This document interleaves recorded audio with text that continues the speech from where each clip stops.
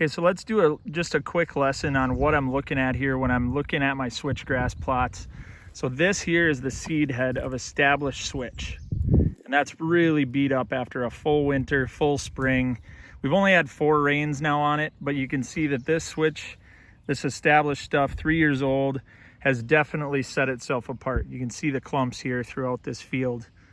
But the problem I'm having, okay, is what is all this short stuff? Is this good stuff, Jake, or what is this? Well, here's what we're looking for young switchgrass. Now, what I've assumed has happened here is this is probably a dormant seed, but I'm gonna bring you in real close here because we've got 2 things that are of interest in this plot, okay? Now, number 1, this is what we want. See how stiff that is? That's our new switch, okay? Now, my guess is that was a plant that probably got started last year. That's my guess.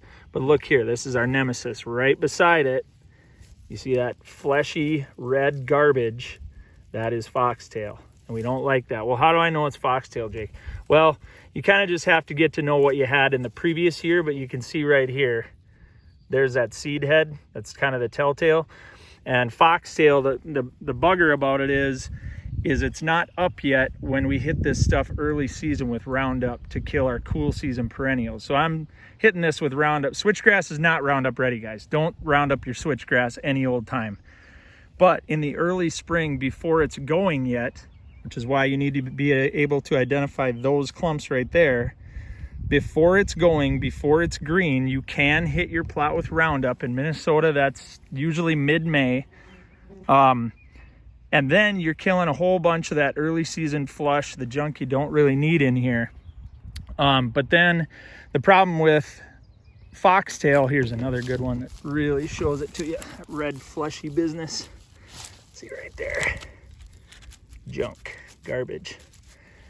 The problem with this stuff is it goes through a stratification process in winter, but then it just sits there until the ground really heats up in the spring. And once it hits 65 to 70 degrees, that's when you get your foxtail germination. Problem is that's also when your switchgrass should be booming. And I'll show you what I'm using there today. I have a Drive XLR8. There are a couple of cheaper things. I'll put some links in the description. You also need to do that with methylated seed oil. That'll also be in the description.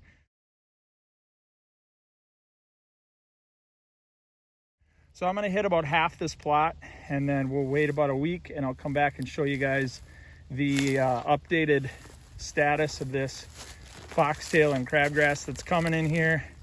We like the clumps, the tall ones. We do not like the short ones.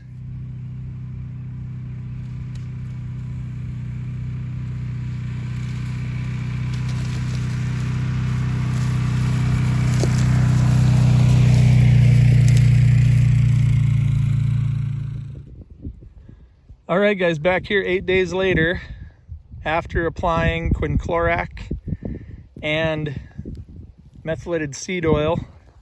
I believe the concentration I had was a ½ gallon per acre of quinclorac to 24 ounces of MSO, if I remember correctly. Now you can see that the foxtail, crabgrass, that's starting to give up the ghost. That's what that reddish tinge is on those leaves. And I've got a little bit of a banding effect, which is a good lesson as well to look at. There's a pretty thick band right over here. So this is where my chemical overlapped. And I was just lazy and used the boomless sprayer.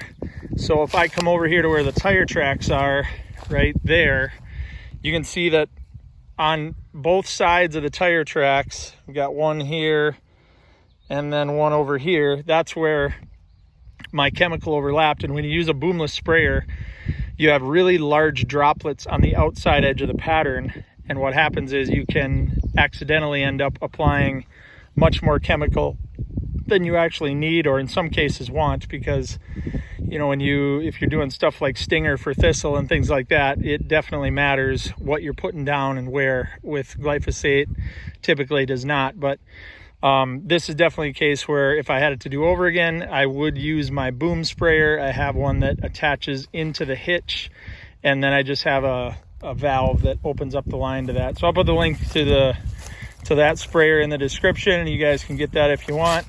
Boomless sprayers are great, but you can see here definitely a banding effect, and I don't want that. Uneven dispersal of chemical is never a good thing. This is Jake Will, the Habitat Pro, doing some midsummer maintenance on switchgrass. Check out the description for the links to that chemical, guys, and to the MSO. That is absolutely essential that you put that in. Switchgrass is doing great. Foxtail, crabgrass, barnyard grass is not, and that's what we want. God bless, guys. Get out and enjoy creation.